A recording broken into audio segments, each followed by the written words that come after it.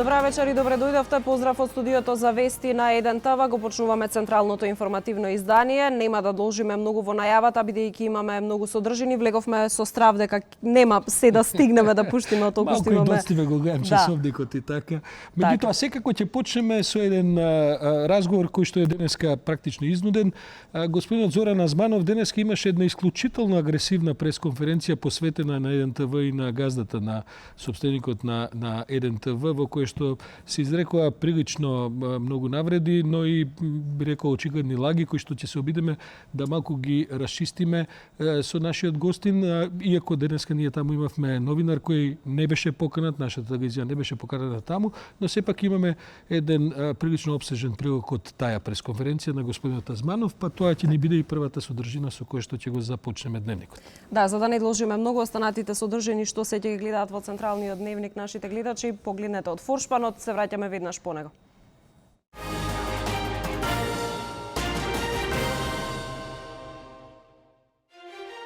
Позаканите бизнисменот Зоран Азманов со измислици и лаги се обидува да го спречи објавувањето на македонскиот инсайдер на 1 ТВ. Македонија покажа дека го заслужува своето место во Алијансата, порача Шекеринска. Неделат неколку недели од седнувањето во столчето во НАТО. Следниот викенд СДСМ ќе го разгледува барањето на ВМРО ДПМН за предвремени парламентарни избори. Се чека исходот за преспанскиот договор во грчкиот парламент. Куменовецот што ширал лажни вести е припадник на АРМ, креирајќи бомбастични наслови и содржини заработувал со години. Додека обвинителството бара сведоци за бегството, Груевски слободно се движи во трговски центар во Будимпешта. Општините не ги почитуваат препораките, продолжуваат градежните активности и покрај високото загадување.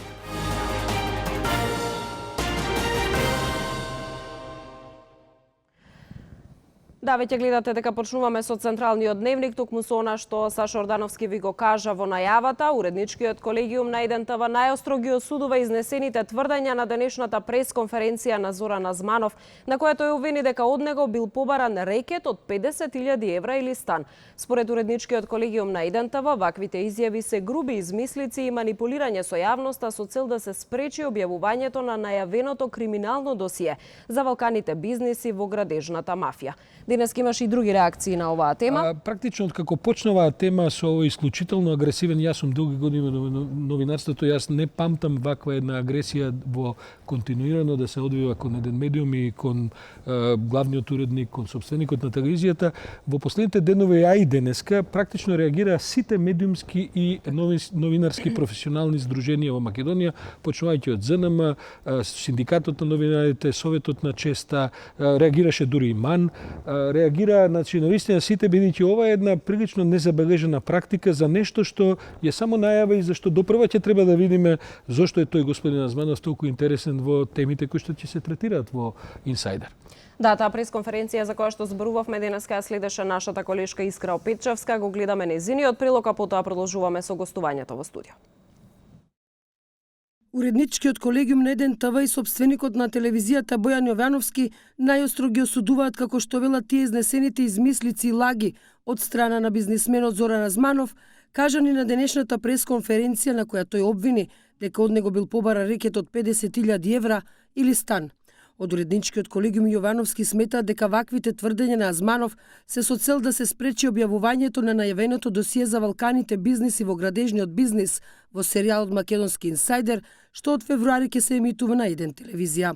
Прашан да покаже докази за неговите тврдења, Азманов прво рече дека тоа се случило во телефонски разговор меѓу него и Јовановски, кој разговор, како што рече тој, за жал не го снимал. Исто така Азманов рече дека постои вибер комуникација, но истата не ја даде на увид на новинарите. Може ли да ни го дадете кај што ви вели? Дајте ми 50. Не, да. Кој ќе молам бара пари? Со СМС пораки. Добро, ако го имате, Вие дајте вибер, кажа во телефонски разговори ви го снимен. Да. А во телефонски разговор што не ви е снимен, така? Да. А на вибер комуникацијата нема таква работа. Не. На денешната пресконференција Азманов уште тврдеше дека никогаш и со никого немал контакт во финансиската полиција, која ја обвини дека нелегално давала документи на новинари, а во врска со неговата работа. Сте зборили со финансова полиција? Зборев, да. Со кого? Што сте зборев со човек во финансова полиција, викам, дали, викам, имате вие давано документација на Боки 13 и кој тоа давал документација и дали против мене се води некаква истрага. И ми рекоа дека никогаш не би смееле да имат документација, не би смееле да дадат, бидејќи тоа е најстрого забрането и тоа е кривично дело, и дека за мене не разбрал дека се води никаква истрага за мене. Којато е таму што се поправувате? Јас не би сакал ради да не му направам штета на човекот, али работи во финансова полиција и на висока функција.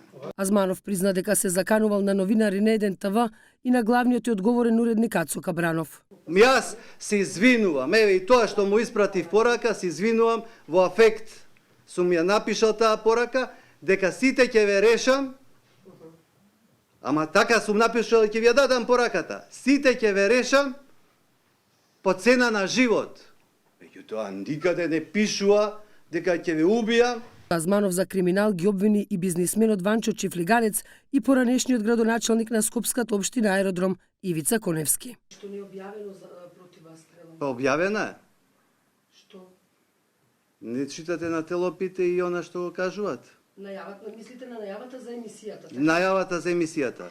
Само кај мене има со име и презиме. Така? Само јас сум мафија, Чифлиганец не е мафија. Чифлиганец не е мафија, ради тоа што му плаќа донации и што му плаќа све. Што сум ја различен од Чифлиганец и од сите останати што градат? Точно ви е дека градоначалниците барат од вас, од градежниците барат станови за да ви дадат мафија? Од мене ви се колнам во сите деца. Никој никогаш ништо. Едино Ивица Коневски бараше за МЗТ големи суми пари донации и сме ги плаќале. Што да правиме? Сите што градеа во аеродром, сите плаќаа за МЗТ тогаш. Реагира и од Сдруженијето на новинари на Македонија. Од таму најостро ја осудија заканата за убиство упатена кон новинарите и уредникот на Еден ТВ Ацо Кабранов од страна на бизнисменот Зоран Азманов. Овие закани представуваат брутално кршење на правата на новинарите и обид за цензура во медиумите кои се обидуваат критички да обсервираат работата на бизнис заедницата. Бараме од Министерството за внатрешни работи и јавното обвинителство на Македонија активно да го следат овој инцидент во насока на брза разрешница.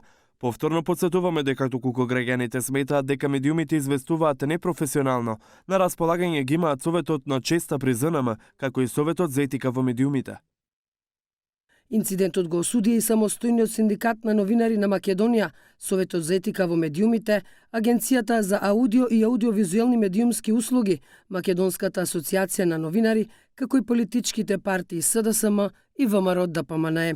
Од уредничкиот колегиум на Еден ТВ ги повикуваат надлежните институции да ги испитаат сите изнесени тврдења од страна на Азманов, а сопственикот Јовановски најави тужба за клевета против него.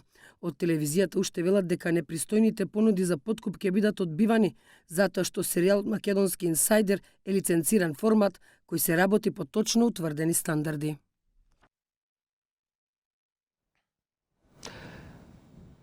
Ете, тоа беше нашиот приказ на таа пресконференција која денеска инаку траеше нешто помалку еден часот и јас имав прилика да одгледам целата снимка на таа пресконференција и морам да ви кажам дека ретко кога во Македонија сум гледал тој тип на една набиена, агресивна пресконференција која се темели само врз една обична најава на емисија во која што навистина има една дилема која се поставува, но која што ние како што и тргнавме со целиот тој проект, најпрофесионално ќе истретираме. Господин Јовановски, добро вечер. Вие сте домаќин на телевизијата, но денеска сте домаќин во студиото, гостин во студиото, каде што ние сме домаќини.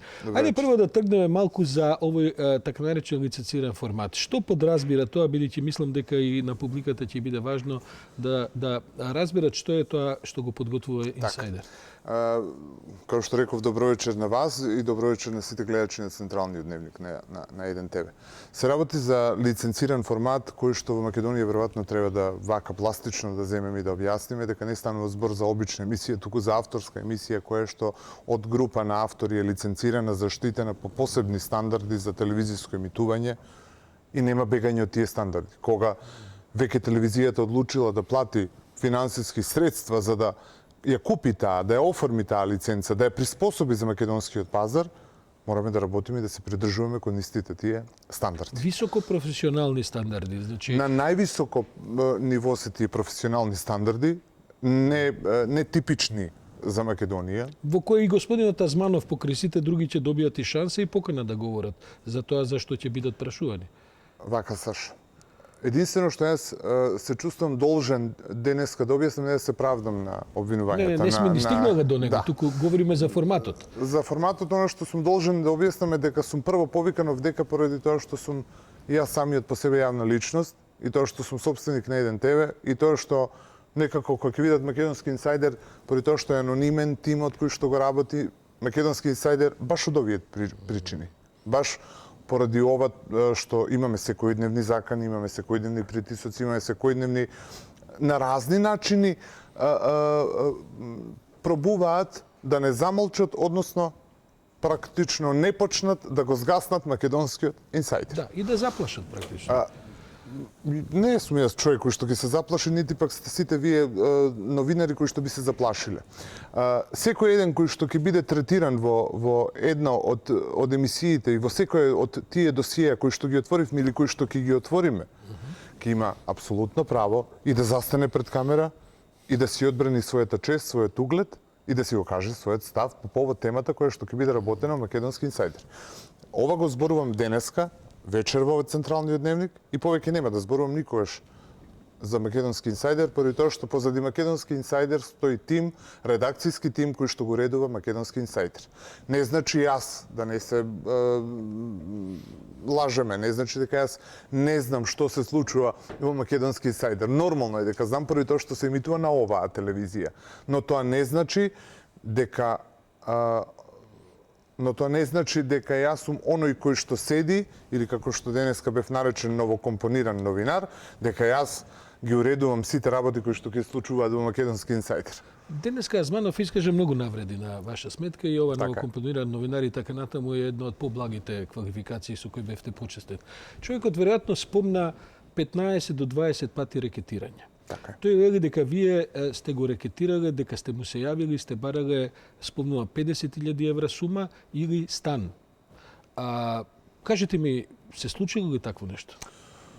Ордановски, и вие и сите оние кои што ме знаат малку повеќе, знаат дека тоа не е мојот стил, особено не за тие 50.000 евра или за стан кој што го кажа господинот Азманов.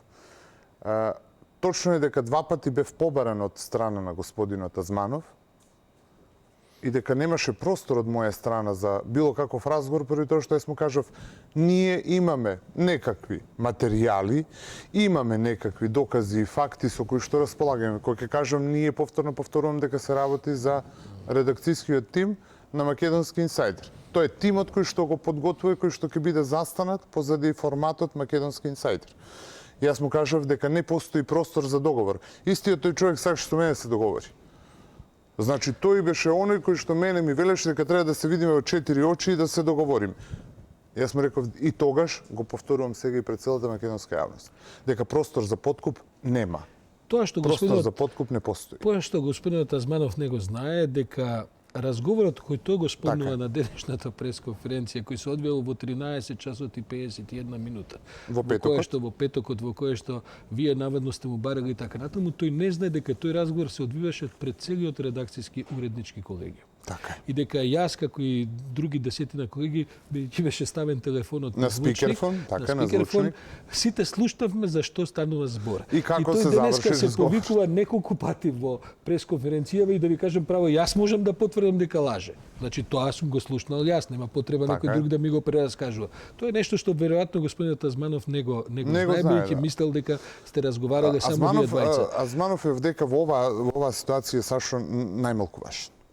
Да, бидејќи разговараме за еден проект кој што веројатно ќе донесе и други проблеми, и други закани, сите теми кои се најавени. А мислам дека наскоро ќе се најават и нови 4 теми, ако веќе може би ова или едната недела. Сите тие се исклучително сензитивни. Ние сме подготвени дека на такви теми секогаш ќе има реакции, но морам да признам дека вакви реакции не сме доживеали одамна. Кажете ми, господинот Азманов спомнува дека и други фирми, па се ајде да не спомнувам име, дали Чифлиганец некогаш сте го рекретирали или дал, бидејќи тоа неколку пати разви една цела теорија дека заправо вие вршите валканата работа на Чифлиганец, веројатно за некаква конкурентска позиција на пазарот. Не постои нити Чифлиганец во оваа телевизија. Јас ги носам сите документи, секој може да дојде да ги провери документите, дека ние немаме никакво нити комерцијално рекламирање, нити комерцијална уплата од било која компанија на Чифлиганец. Така да тоа се шпекулации, како што и да 90% од работите се шпекулации. Кога правевме директен пренос од приведувањата на господинот Орце Камчев, например, и на собственикот на Пелистрка, кај нас, веројатно, едни од поголемите спонзори во економската пропагандна програма на телевизијата се токму Аџибадем Систина и Пелистрка. Така јас Па ние никогаш, говорам и како уредник, не сме имали никаков проблем од страна на газдата да евентуално нешто околу тоа се пазариме. Кога беше случајот со Империја, кога беше приведен Орце Камчев и сите останати во Империја.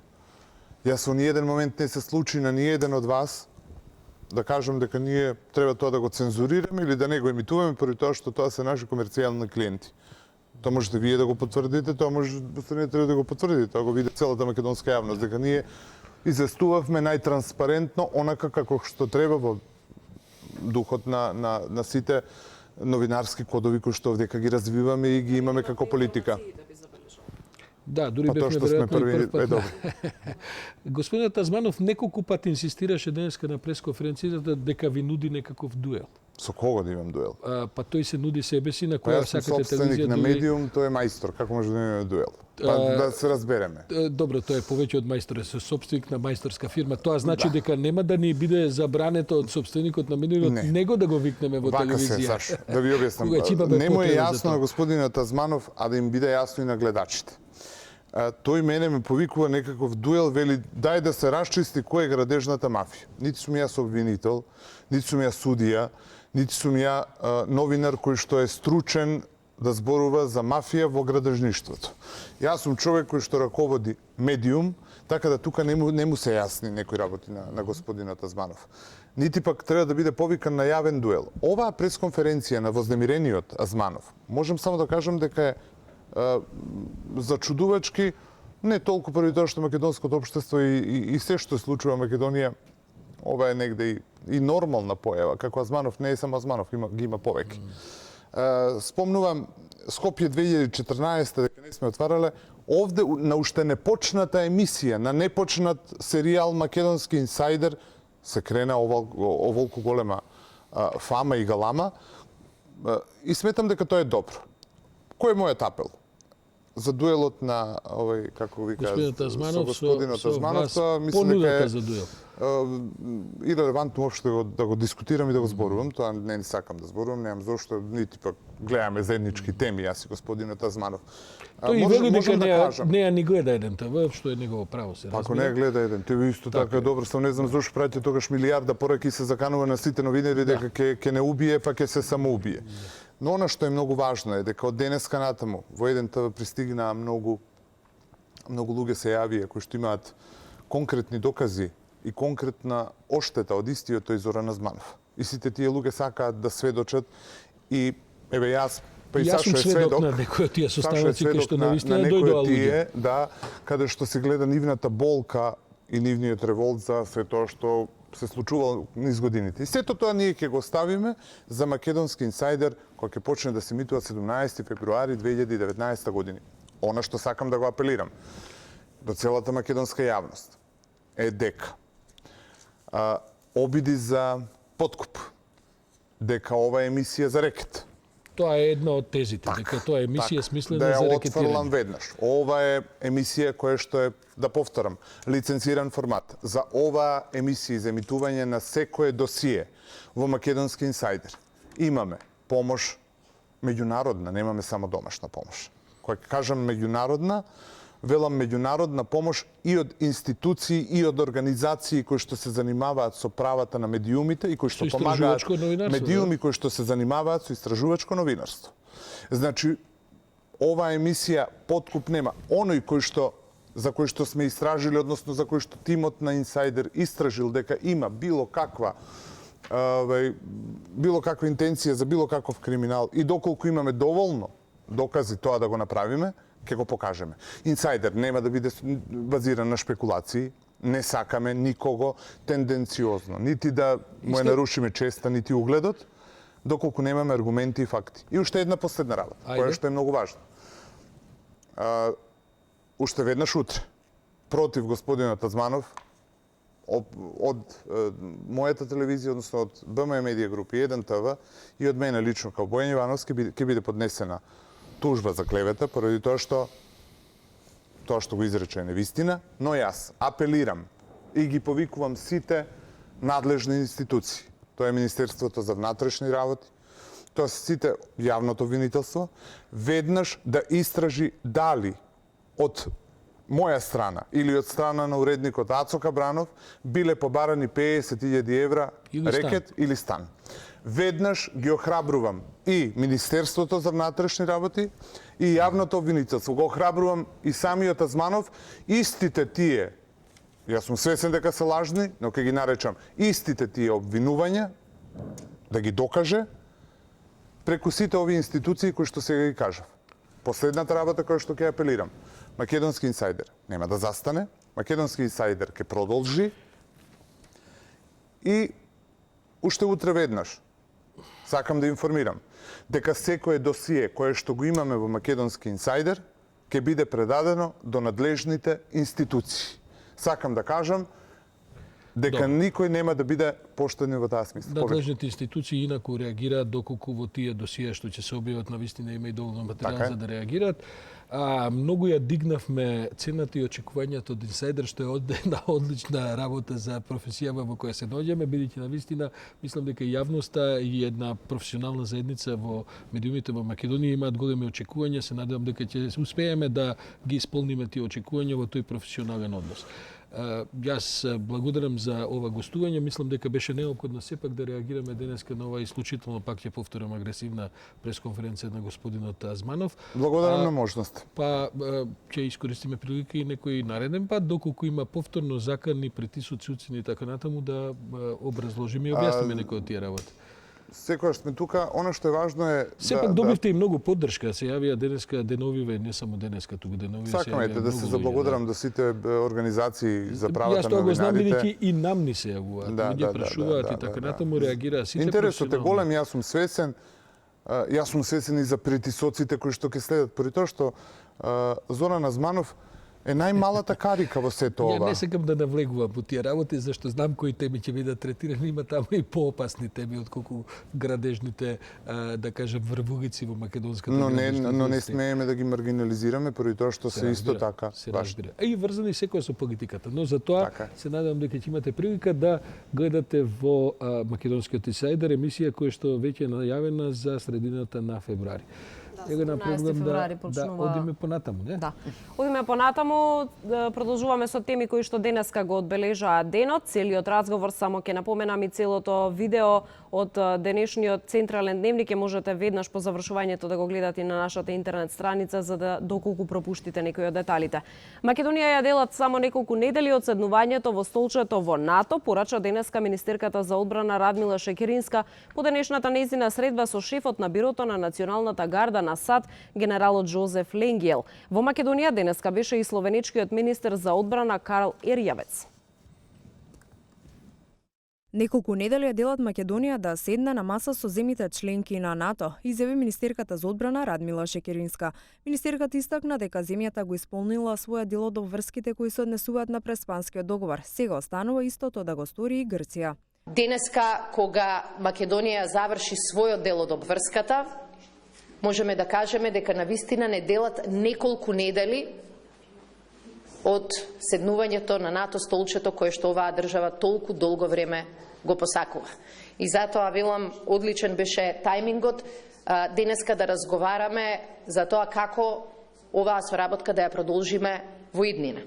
Шекеринска денеска се средна со шефот на Бирото на Националната гарда на Соединетите Американски држави, Джозеф Ленгел, кој даде поддршка на Македонија за влез во НАТО.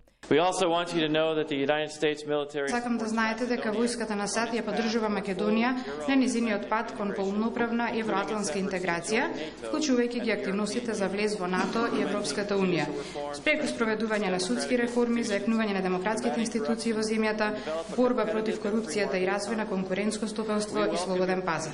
И словеничкиот министер за одбрана Карл Ерјавец и даде поддршка на Македонија, истакна дека ја сваќа жртвата што се дава на патот до НАТО. Да делим оптимизам да бо туди... Морам да изразам оптимистички став, значи лично сум оптимист и се надевам дека грчката страна ќе го исполни својот дел од договорот. Како министер за одбрана бев присутен на една тажна средба на самитот на НАТО во Букурешт 2008 година, кога не успеавте да станете членка, но денеска веќе гледам дека сте на патот за влез во Унијата и искрено се радувам и за мене е тоа големо задоволство што сум денес тука. Инаку во среда треба да започне расправата во грчкиот парламент за ратификација на договорот од Преспа, а гласање треба да има во четврток. А викендот што доаѓа, СДСМ ќе го разгледува барањето на ВМРО ДПМН за предвремени парламентарни избори. Се чека исходот за преспанскиот договор во меѓувреме во грчкиот парламент. Најверојатно викендов на 26 јануари партиските органи на СДСМ ќе го разгледаат барањето на ВМРО ДПМН. Заедно со претседателските, на пролетта има и предвремени парламентарни избори. Во исто време на Бихачка ќе се разгледуваат и кандидатите за шеф на државата. Оттаму велат дека наредните 2-3 дена ќе почекаат да го видат исходот во грчкиот парламент за преспанскиот договор, па потоа на иста тема ќе разговараат и со коалицијскиот партнер ДУИ.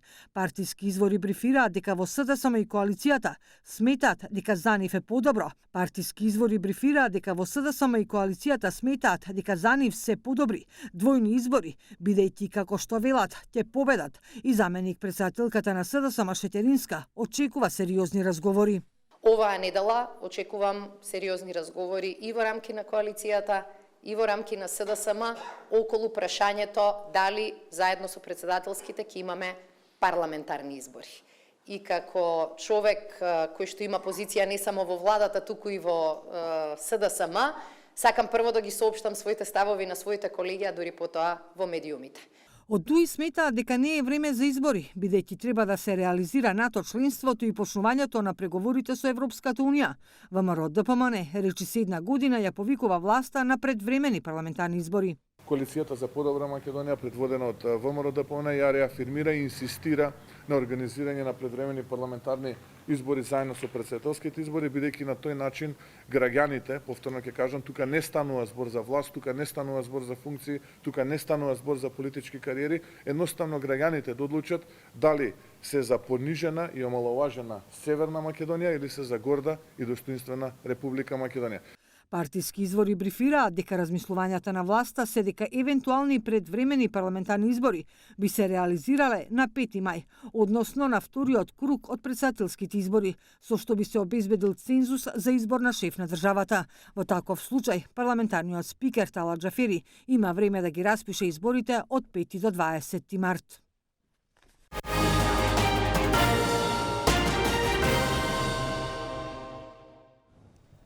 А Македонија е повторно во центарот на вниманието на светот заради тоа што се појавија ловци кои што фатија овдека повторно известни фабрики за производство на лажни вести. Овој пат фабриката за лажни вести се наоѓа во Куманово и да чуе човек да не верува, во неја меѓу другото се ангажирани и барем еден припадник на АРМ, а и членови на неговото семејство, негови пријатели и така натаму. Предлагам да ја чуеме оваа историја која што ни ја носи колегата Баневски, а потоа ќе поразговараме со еден колега кој што е експерт за овој тип на фабрикации, какви што се овие што сега ни доаѓаат не од Велес, како што беше некогаш туку од Куманово. Потрагата по изворот на лажни вести онлайн повторно води до Македонија, но овој пат Велес не е градот од каде се пласираат неточни информации на интернет. Мартинс Хенк или белгискиот ловец на лажни вести, како што го нарекуваат медиумите, во текот на изминатава година успеал да влезе во трагот на сосема друга мрежа на македонски граѓани кои заработуваат на овој начин. Еден од креаторите, Сладјан Бојковски, викан Цаго, е професионален војник. Трет пат се обратив до Министерството за правда да се информира за постапката. Добив одговор дека постапката е во тек, но се уште нема конкретен одговор од Косово за екстрадиција. Потврди АРМ. Истражувањата на белгиецот откриваат дека мрежата на Бојковски со години веќе креира лажни вести со бомбастични наслови и содржини на интернет. Бизнисот го почнале со стории за мотори и содржина за возрастни, но тоа според Хенк не било доволно исплатливо, па така Бојковски и неговите соработници се свртиле кон стории против исламот, разни теории на заговор, вести за наводно легализирање на педофилија и слично. Една лажна вест им носела по околу 100 евра дневно. Постапките на Бојковски, уште еден негов колега од Министерството за одбрана се приклучил кон мрежата. Програмерот Мартин Шенк од Белгија уште пред една година му влегол во трагата на Маријан Златановски, кој имал регистрирано страници за пласирање лажни вести. Тој за дел од медиумите веќе потврдил дека навистина работи во Министерството за одбрана на Македонија и е во брак со Марија Крстева, на чие име биле регистрирани фейк њуз сајтовите. Прашавме дали би сакал да го прокоментира фактот дека е чудно за службеник на неговата позиција да раководи со сајтови кои објавуваат расистички, невистинити и многу често незаконски копирани содржини за профит, но тој одби да даде изјава. Првично мислевме дека некој го злоупотребува неговиот идентитет, но се покажа дека вистината е многу поедноставна, но сепак доста изненадувачка. Објавија ловците од Белгија. Сепак ниту Бојковски, ниту Златановски не одговорија на нашите повици и пораки испратени преку социјалните мрежи. Информациите за нивната мрежа станаа топ вести во европските медиуми викендов кога белгиецот на вебсајтот ги објави сознанијата до кои дошол по неколку месечната потрага по македонските мрежи на лажни вести. За потсетување, тие се прославија за време на председателската кампања во САД. Светските медиуми тогаш беа преплавени со стории за македонски тинејџери од Велес кои пишувале лажни вести, фокусирани на напади врз кандидатката Хилари Клинтон и Демократската партија. Обвинувањата беа насочени кон Русија, иако досега не се откри кој точно стои зад ова и дали станува збор за сериозна организацијска поставеност на бизнисот со лажни вести. Токму за бизнисот со лажни вести, мојот денешен гостин е колегата новинар, но исто така и раководител на проекти во фондацијата Метаморфозис, Горан Ризаов, кој што инаку работејќи за агенцијата Мета, своевремено ја практично реконструираше и ја откривте со други колеги, ја откривте целата таа индустрија на лажни вести која се произведуваше во Велес. Што е тој бизнис со лажни вести, Горан? Зашто станува збор заправо? Колку пари се во прашање?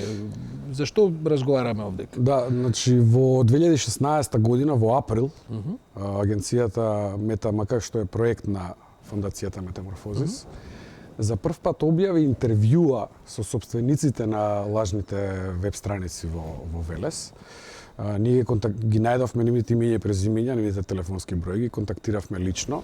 Значи ова е во април 2016 и тогаш тие беа отворени за разговор. Значи ги објаснија мотивите, организацијата, како тоа го правеле. Некои од нив рекоа дека го прават тоа од идеолошки причини, некои рекоа дека го прават од монетарни причини, односно дека заработуваат многу.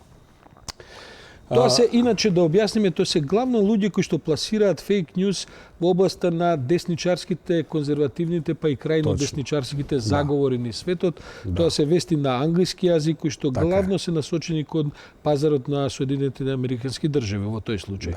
За колку пари станува збор? Тогаш се спомнува вртоглави суми. Да, значи станува збор прво за многу сајтови. Значи тоа се десетици, ако не и стотици сајтови. И еден дел од нив заработува на вистина многу пари. Значи, еве да речеме, една пресметка направиме, ако имате вие една објава со над 3 милиони рич на Facebook. Значи, рич на Facebook е значи колку сте допреле до луѓе кои ве виделе на Facebook. Токму така. И од тие 3 милиони, ако 1 милион кликнале на вашиот пост, ја подигнале веста. Токму така. Да видат што е. Да. И кога биле на вашата веб страница, која што е фейк веб страница, нели? Ако кликнале на една од тие реклами, барем 2-3% од тие 1 милион, а вие добивате, да речеме, $1 по клик, тоа се веќе илјадници. Во Куманово се спомнува дека, барем по изјавите на овие кои што тоа го работеле, бидејќи белгиските колеги кои што заправо ја открија за викендов целата оваа операција, велат дека заработувале по 100 и повеќе евра дневно. Да. Тоа за македонски прилики е сериозна заработка. Што значи тоа во техничка смисла? Каков ангажман е потребен за тоа? Тоа го работат стотици луѓе или може некој да седи во спална соба и да нешто произведува? Значи нема потреба од голема техничка подготвеност. Најчесто се земаат готови WordPress теми кои што се адаптираат на македонски, односно на англиски јазик за америчка публика. Тоа значи се земаат бидејќи постојат во еден Да, повеќето се бесплатни. Бесплатни WordPress теми. И вие ги зимате и само ги прилагодувате. Да, и се прилагодуваат и се смислува некое звучно име за домеинот, кој што се регистрира, како да речеме worldpolitics.com или usatoday.news.com. Што покредибилно во суштина за да луѓето да мислат дека да не откријат веднаш дека е фейк, дека е лажно. Да, и најчесто ги преземаат вестите од други веб страници. Значи, ние во нашето истражување за Велес откривме повеќе за тоа што не е таа фабрика за лажни вести. Тоа е дека прво не беше само Велес уште тогаш. Добро. Уште тогаш имаше и од Куманово, и од Скопје, и од други градови во Македонија. И од Прилеп знам дека имаше и така. Токму така, и од Кавадарци. Не беа тинејџери, луѓето, најголемиот дел од луѓето. И во овој случај не се тинејџери, ова се сериозни возрастни луѓе кои што прават бизнис од тоа. Точно. И трето, тие луѓе не знаеа доволно добро англиски за да можат да пишуваат вести на англиски јазик. На еден софистициран агенцијски, односно медиумски јазик кој што не има може посебни style books или style guide за пишување на англиски јазик и тие се следат во сите сериозни медиуми, а вестите кои што се објавуваа на овие портали беа прилично ги следеа тие. Значи, во суштина некој им ги испраќа текстовите за да тие потоа ги завртуваат и ги спинуваат. Или некој им ги испраќа или имаат однапред определено веб страница од каде што можат да ги преземаат. И што прават? Ги преземаат, ги објавуваат, регистрираат десетици, ако не и стотици лажни профили на Facebook, се членуваат во најразлични групи или креираат своји групи на Facebook. Бараат следбеници кои што Да, и сега замислете вие да имате не еден, туку 100 Facebook профили и вашиот пост на вашата веб страница да го ширите од сите 100 Facebook профили наеднаш. И плюс да немате само една веб страница, него да имате 10 веб страници кои што ја шират истата вест и потоа ги ширите тие работи преку Facebook. Добро, да ве прашам, да, се разбира, се работи за големи бројки кои што практично сами од себе произведуваат потоа некакво зголемување. На крајот да ве прашам, освен оваа би рекол една непријатна морална, етичка димензија заради која што се разбира еве и ние вечерва разговараме па на некој. Има ли за тоа некакви санкции? Што се случи од луѓето со Велес? Тие уште ги работат, пате ми диречено? Дел од нив да, голем дел им беа затворени профилите, веб страниците. Тоа значи бидејќи разбравме дека Твитер веќе затворил многу бројни такви профили од Куманово. Дури овие што се објавија сега деновиве за овој како се вика истражувач од денеска што го видовме. Белгијанецот. Скоро сите од тие се затворени. Веќе не постои. Заради тој општ глобален притисок врз Facebook, Twitter и другите социјални платформи да реагираат со известна, да кажем, сито на тоа што преку нив се одвива. Така, меѓутоа секој ден никнуваат нови. И таа борба наместо да се води на тој начин, мислам, тоа е во ред. Треба тие лажни профили да се затварат, меѓутоа подобро е да се води на начин што прво ќе се едуцираат самите новинари, што значи тоа професионално новинарство, што значи тоа етика во новинарството. Да, ма овдека не станува збор за новинари, ова се обични граѓани кои што седат. Да. Тоа не се неинтелигентни луѓе, очигледно тоа сепак се паметни луѓе, веројатно и образовани. Да, меѓутоа потребен е новинар за да ги открие. Аха, мислите тие што ги преобјавуваат. Да ги открие и да ги обелодени за да јавноста знае. Значи, тоа е едната страна од битката, што ние правиме во Метаморфози со сервисот за проверка на факти уште 2013 година. Так. А другата страна е да се едуцира јавноста, односно публиката. Треба сите да се замислат пред да споделат нешто што личи на сензационалистичко и шокантно откровение. Треба да се замислат и да проверат кој го објавува. Дали некој друг има објавено нешто за тоа? Кој е изворот? Дали е цитиран изворот? Значи, ние тука сме многу назад во однос на нивото на медиумска писменост. Горан, се плашам дека имаме големи амбиции за една сфера која што веројатно не е баш така лесно да се освои со тие стандарди за кои што Точно, и ќе треба многу време меѓутоа немаме изговор да не го правиме тоа. Добро, еве барем да се позанимаваме и со тие луѓе, ако ништо друго да се застремат за тоа што го прават, затоа што сме ги зборували на телевизија. Благодарам за гостувањето, Ризалов, се надевам дека не се надевам дека на оваа тема, но на некоја друга тема ќе имаме повторно можност. А ние продолжуваме Елена понатаму со Да, продолжуваме понатаму. Веќе треба да не очекува на линк колегата Игор Стефановски со неговиот соговорник Жарко Караджовски од Институтот за јавно здравје. Веќе го гледаме Игор, зборуваме за грипот кој во регионот веќе зема замав, десетина заболени од грип во Хрватска загинаа. Во главниот град Загреб има вонредна состојба поради епидемија на грип. Смртни случаи во меѓувреме и во Бугарија. Каква е состојбата со нас? Тоа е следното прашање. Некако кружи околу нас, ова се уште не е дојдено. Игоре, каква е состојбата кај нас? Имали знаци, сигнали дека можеби треба да бидеме подготвени денови и тоа да не снајде. После оваа голема, да кажем, цела дебата и обштествен ангажман околу сипаниците. Така, очигледно, барем апелот ќе треба да послужи до граѓаните во однос на тоа дали и понатаму во земјава ќе дојде грипот, како што веќе има и во регионот, каде што зема и замав со најмалку 15 жртви барем во Хрватска, но да не должиме за регионот, да видиме состојбата каква е кај нас. Гостим во Централниот дневник на 1 ТВ е доктор примариус Жарко Караджовски од Институтот за јавно здравје. Воедно вие сте и член на Комисијата за заразни болести. Добро ни дојдовте во дневникот на 1 ТВ. Првото прашање би ми било во однос на грипот, бидејќи во регионот зема замав, како што кажувме веќе ние во најавата. Дали кај нас не очекува таков, ако можеме да кажеме, наплив епидемија од грип, бидејќи се уште можеби да се каже и е рано, бидејќи не е почната училишната сезона? Ги известувам нашите гледачи дека согласно нашите предвидувања почетокот на второто полугодие и блискиот респираторен контакт кој го очекуваме во училиштата, очекуваме зголемување на бројот на заболените лица, пред се заради фактот дека вирусот во околината го имаме во енормен број, односно повеќе десетици илјади случаи има регистрирано во околните држави, при што најлошо стои Хрватска заради тоа што има повеќе од 15 смртни случаи. Во Република Македонија досега се регистрирани околу 1700 случаи согласно периодот заклучно со денешниот ден. Меѓутоа, последниве 3 недели имаме релативно мал број на случаи регистрирано, некаде околу 480, од што во Скопје, Куманово, во Гостивар, во Прилеп и во Тетово се најголемиот број на регистрирани случаи. Меѓутоа, тоа ни оддалеку не е оној број кој што го познаваме од минатите години.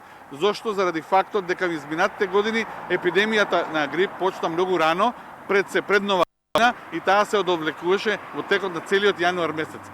Бидејќи сега очекуваме првиот талас, ова е некаква прво полувреме на појавата на грипот, очекуваме поголем број на заболени лица да почне да се јавува во моментот кога школските деца ќе ги наполнат клупите и кога сето тоа ќе се манифестира со поголем број на регистрирани случаи. За сега имаме регистрирано само 2 позитивни случаи, едниот е H3N2, вирус кој што циркулираше и во изминатата година, и вториот е се уште неопределен, меѓутоа во целата околина циркулира H1N1, односно вирусите кои што и минатата година циркулираа во истиот овој период.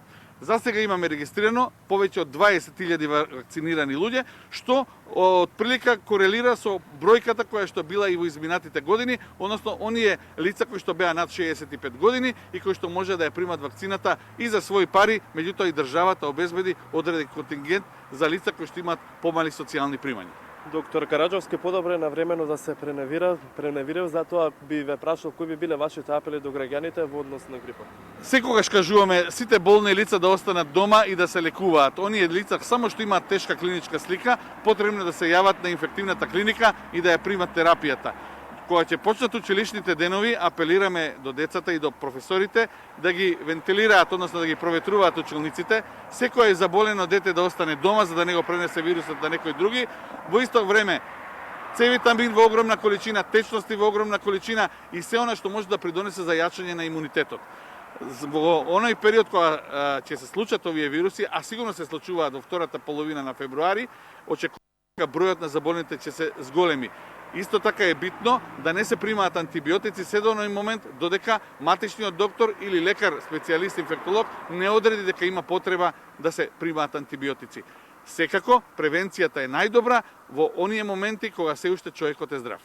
Во овие моменти имаме исто така и високо ниво на загаденост во воздухот, со што и се зголемуваат респираторните болести. Ако ги погледнеме податоците на Институтот за јавно здравје, од каде и вие доаѓате, за една недела од 7 до 14 јануари има околу 20.000 случаи. Кажете ни дали оваа бројка е голема или само станува збор за прегледани граѓани? Ова се вкупен број на прегледани граѓани, апсолутно бројката корелира со атмосферското загадување и со лошиот воздух кој што го дишеме. Меѓутоа, ако на сето тоа дадеме и респираторните вируси, пред се аденовирусите, респираторните вируси, синцицилните вируси и пред се кога ќе дојде вирусот на инфлуенца, односно на грип, се работи за една поголем контингент на деца кои што во моментов манифестираат инфекција на горно респираторните патишта, пред се на носот, синусите, грлото, ждрелото и ретко кој од нив воспаление на белите дробови или бронхит. Меѓутоа, очекуваме овој број да се зголеми, пред се заради фактот дека PM честичките го придонесуваат оној дел на заболувањето кој што се вика наталожување во дишните патишта, на тоа кој ќе се накалеми уште вирус или бактерија, очекуваме поголем број на заболени лица. Кај нас, барем во Македонија, во овој период е актуелна епидемијата со морбили. Дали има нови случаи, дали Институтот за јавно здравје регистрира нови случаи на новозаболени од мали сепаници? Да, заклучно со денешниот ден, јавноста можам да ја известам дека има 7 нови регистрирани случаи, заклучно со петочните 75, тоа значи 82. Карактеристика на целиот овој период е дека во изминатите месец дена зборувавме дека бројот на заболените лица секојдневно ќе се зголемува, што корелира со патогеноста на вирусот и неговата вируленција, односно неговата можност да предизвика заболување, заради тоа што доаѓаат 85% од сите овие заболени се лица кои што се невакцинирани или само 20, односно 15% од нив за кои што не го знаеме вакциналниот статус. Апелирам, досега имаме регистрирано околу 3000 лица кои што се вакцинирани. До родителите апелирам, бројот на заболените лица може само да се зголемува.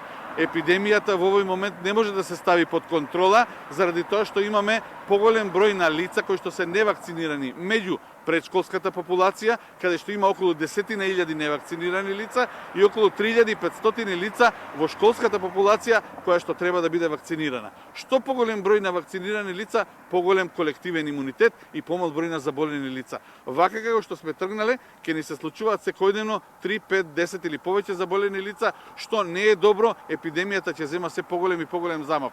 Се уште е добро што освен во Скопје, територијата на Република Македонија не е зафатена од овој вирус. Значи, во овој момент сме го лоцирале вирусот на Скопје и само заради фактот што престанавме да примаме мали дечиња во градинка и заради тоа што учениците беа на школски распуст, епидемијата не се зголеми и не се прошири насекаде. Алармантен е самиот податок што секојдневно расте бројот на заболени. Сепак, доктор Караджовски, јас ви благодарам што одвоивте време за централниот дневник на 1 ТВ. Тоа беше примариус доктор Жарко Караджовски од Институтот за јавно здравје, ако податоците во регионот покажуваат дека зема замав епидемијата од грип, кај нас грипот се уште не е стасан, но затоа владе епидемијата за морбили, односно малите сипаници, каде што бројката е покачена на 82 случаи, како што ни информираше Караджовски, а само за денеска 7 регистрирани нови случаи. Ордановски, тоа би било се за сега од тука. Благодариме, ние одиме понатаму, бидејќи сме веќе и во термините малку ги надминавме. За кратко зборуваме во продолжение за загадувањето. Поради екстремното загадување во градот, веќе властите воведоа автобуски превоз кој што е бесплатен. Паркингот е двојно поскап, меѓутоа она што го забележа денеска на терен камерата на 1 ТВ е тоа дека не се почитуваат препораките и градежните активности продолжуваат. Скопските општини не ги почитуваат препораките на градската администрација и покрај екстремното загадување дозволуваат на терен се уште да траат градежни активности. Камерата на 1 ТВ регистрираше неколку случаи каде во повеќе општини во Скопје продолжуваат градежни работи на објектите. Ова се коси со одлуката на администрацијата на Шилегов, која реши да ги стопира градежните активности кои се под нивна надлежност, токму поради високото аерозагадување.